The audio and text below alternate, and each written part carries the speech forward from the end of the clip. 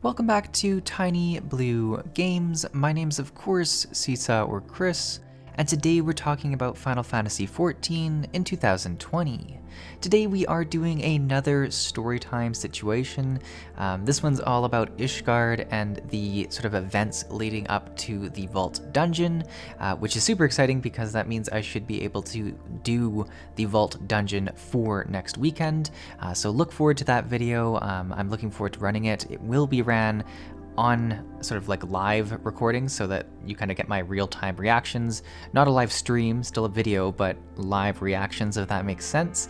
So I'm really excited to do that. If you aren't subscribed, please be sure to subscribe so you don't miss that. I've seen in our last few videos that, maybe 30% of people are subscribed who are watching this, and it does help out the channel a lot if you are interested in this playthrough.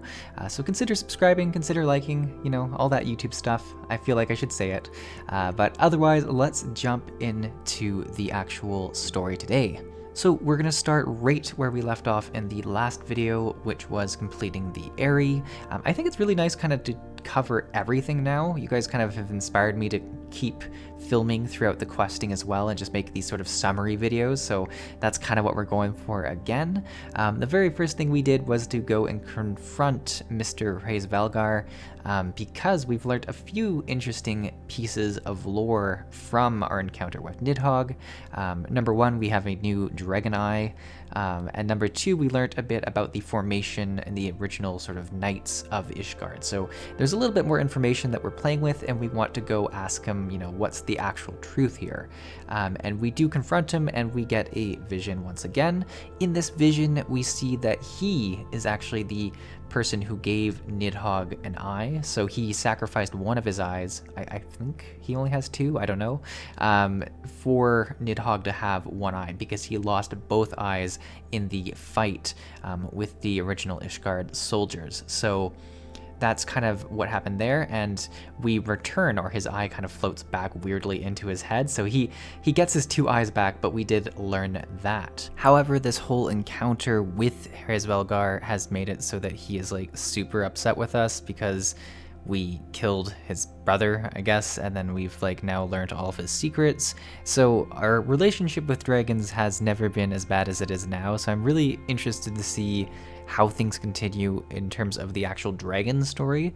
It seems like things are kind of shifting back towards Ishgard and the actual political scene, and I feel like the world of dragons is going to be changing as we focus on something else, and then we're going to be confronted with, once again, the issue of dragons afterwards. But maybe all this will change when we get to the vault and there's some huge revelation that's going to change all that. From there, we do see a sort of, not a vision, but we get to kind of see what the Archbishop is working on, and we see that their final plan is kind of going into motion, and very spookily at the end of the cutscene we see that he is talking directly to La Habrea, who is excited that their plan is going into motion. I was actually freaked out when he kind of just showed up in screen there, so yeah, you kind of get to know that.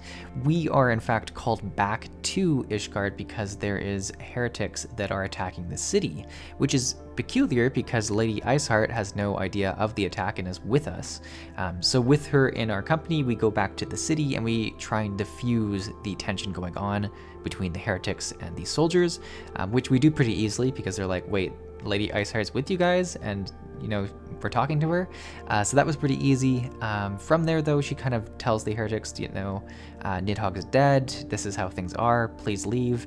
And the knights do end up begrudgingly letting the heretics and Lady Iceheart leave. From there, we go back to the Four Temps sort of hideout, and we explain all that's happened.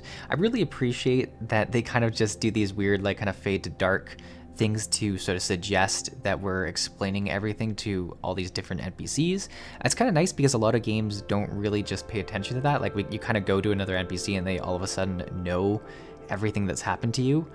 The other, I guess, obvious way this could be done is that you actually go and explain everything, which would be very tedious after a while. So this is a nice in the middle kind of thing where it makes sense that you're spreading the information and that people are actually confused by what's happened since you left. So that's kind of cool. It makes the game feel a little bit more alive than other MMOs in that sense.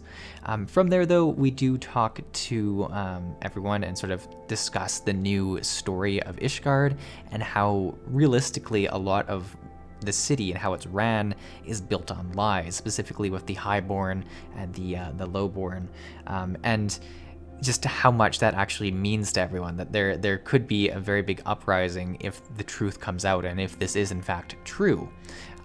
So Sir Emmerich wants to go and confront the Archbishop about this, which everyone is kind of saying, hey, don't do that. He's gonna like execute you or imprison you or something horrible. But he goes and does it anyways. We also briefly discuss that Lady Iceheart is probably in no immediate danger. So I feel like she's kind of gonna disappear and reappear at like a very critical moment sometime in the future, or maybe she's even like dipping out for a while in the expansion and will come back later on. So I'm interested to see what happens there as well. The last piece of information that's really interesting is that Sir Emmerich is potentially the bastard child of the Archbishop, which is a big reveal and something that I actually didn't expect. And that's kind of, so this part of the story is getting very interesting because a lot of these turns are not turns that I was expecting the story to take. Whereas a lot of MMOs, the story is okay, but it's usually pretty predictable. Like when you're playing World of Warcraft, when you're playing Guild Wars 2, the story can be done quite well, the execution can be done quite well, and it can be a decent story, but it's usually pretty predictable. It's very typical, you fight a dragon, you kill the dragon, this happens. These are very political, but very interesting concepts that I did not expect to be thrown, specifically with the whole kind of shattering of how Ishgard's foundation was told to the people and how it seems like that's actually not the case anymore. So very cool that way. So as I mentioned, Sir Emmerich went to go confront the Archbishop in the vault, and we decide, hey, we need to go rescue him. It's kind of weird because he like just left, so we could just sprint after him and like say, hey, we'll go and confront them together, but that's how it is. We let him go like 5 minutes ahead, and now we're gonna go get a rescue party ready. So kind of weird that way, but I do enjoy it, and it's exciting because the vault is this very interesting dungeon that even like just as I was starting to finish A Realm Reborn, people were like, hey, whenever you do the vault, make sure you're recording that live. So I'm super excited to see what's going to happen in this dungeon. It's been amped up for so long, and I feel like it's not going to disappoint. I'm very excited that I'm finally at the point where a lot of people were talking about this. But yeah, so we're going to get our rescue party put together, and we're going to go actually and recruit the heretics of the Broom, I believe it is.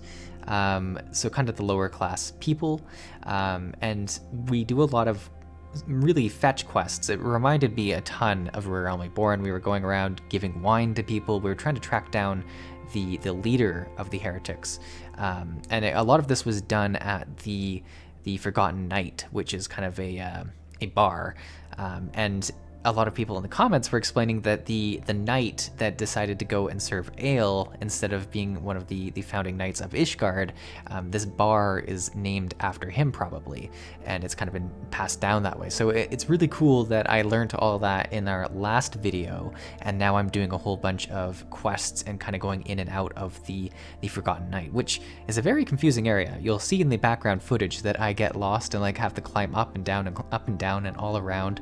I think near the end, I finally figured out that there were 2 entrances to the building, and that's what was confusing me for a while. But yeah, I got lost quite a few times, and I'm not afraid to share that. So we do have a few clues to go on while we're hunting for the leader of the heretics. Apparently from Totaru, the leader is called the Mongrel. So that's what we're in search for, and we're doing a lot of little tasks, like I say, bringing wine to people. We kind of get these herbs to make, I think it's mulled wine that we make, very, very tasty drink. So we get all that prepared, we distribute it, we question some people as best we can. A lot of people aren't really willing to divulge much information until we start giving some gifts and stuff like that. And we do slowly get some information, but it's taking quite some time until eventually Tataru goes out to question people by herself, and we kind of leave her for too long, and then Elfinode's like, oh crap, something bad happened. And yeah, we come out to find that she's being chased by two individuals, and we confront the two individuals, and that's when a mysterious lady shows up who happens to be the lady that we're looking for, as these things typically turn out to be. So that's kind of how we're introduced to the mongrel. Pretty interesting. Like, I mean, I was very interested to see who was leading this sort of subclass of people, but it was definitely quests that reminded me a lot of A Realm Reborn, and just those tedious quests where you're going back and forth between two areas a lot, and it's just walking. Like, it's quests that are just busy work, and I don't love that, so it was kind of unfortunate that way. It was nice that it was all within the same city, so I could just use the sort of insta mini ports between different locations, but it did take quite a while to do, essentially just talking to people. So we explain everything to Hilda, which was the name of the mongrel. She kind of explains herself a little bit, but we tell her our whole story with, once again, kind of the fade to dark as we explain things, at which point the holy seeds, or the Heavensward of the Holy See, the knights, the bad guys, they come and burst through the door, throw someone onto the ground, which was quite disturbing, and confront us. So it definitely appears that they are making their move.